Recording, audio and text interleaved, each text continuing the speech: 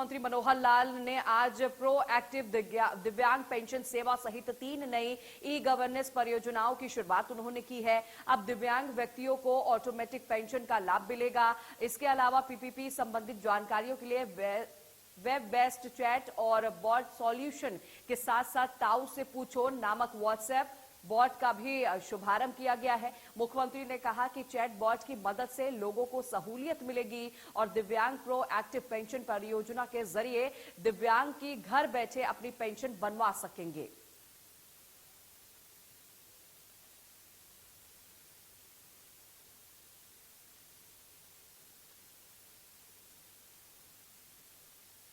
इसमें 3 ऐसे जो प्रोजेक्ट हैं वो जिनको लॉन्च किया है वो आपके सामने आए हैं, जिसमें सबसे पहले तो चैटबॉट का ये जो एक सोल्यूशन ये दिया गया है। और हमको जैसे पता है कि परिवार पहचान पत्र भी अपने आप में एक यूनिक ऐसी एक चीज जो हमने तैयार की है, जिसका लाभ प्रदेश के लगभग 72 लाख परिवारों को उसका लाभ मिलेगा।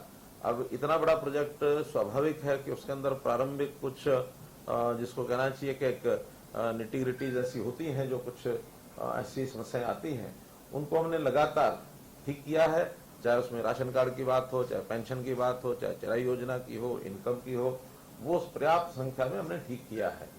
क्योंकि अभी एक ऐसा फ्रेंडली एक पोर्टल बनना चाहिए जिससे किसी भी आदमी को कोई भी जानकारी अपनी लेनी है तो कहीं भी वो ले सकता है अपने मोबाइल से उसको खोल करके। और चैटबॉट का जैसे सिस्टम होता है, इसमें आर्टिफिशियल इंटेलिजेंस और मशीन लर्निंग, नेचुरल लैंग्वेज, ये जो सारे सिस्टम होते हैं ताकि हमारे बोलने से ही और उसको पहचान ले और पहचानने के बाद उसका उत्तर वहां से मिले।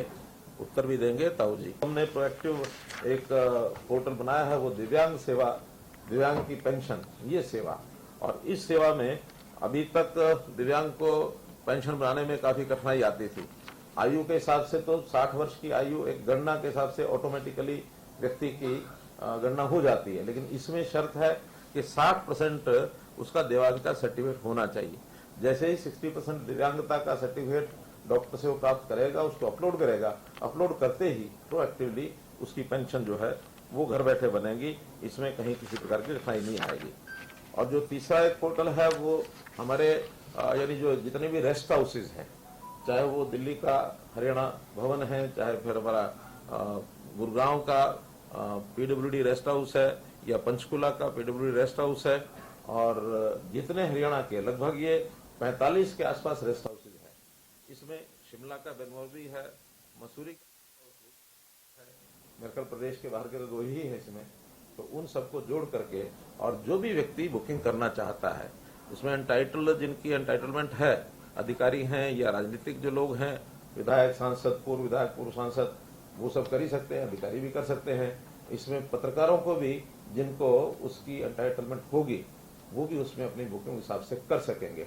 बुकिंग प्राइवेट लोग भी कर सकेंगे, लेकिन उसका एक सिस्टम बनाया है कि 15 दिन पहले उसके लिए प्राइवेट बुकिंग के लिए जो कमरे निर्धारित किए गए हैं उतने वो कर सकते हैं। 7 दिन, 15 दिन से 7 दिन जब रह जाएंगे तो उन कमरों की संख्या और बढ़ा दी जाएगी।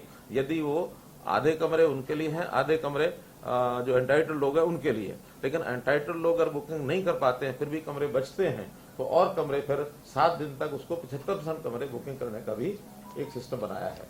हरियाणा निवास में, क्योंकि हरियाणा भवन में 20 कमरे ऐसे आखिर तक हम निश्चित करके रखेंगे, क्योंकि वहां सामान्य अधिकारियों को अपनी मीटिंग्स होती हैं, विधायक हैं, मंत्री हैं, उनको जाना होता है। तो 20 कमरे आखिर तक उनके लिए उपलब्ध रहेंगे कि वो जाकर के कर सकें। प्राइवेट आदमियों के लिए भी जो चार्जेस हैं वो जो सामान्यतः होटल के चार्जेस है उससे कम रखें।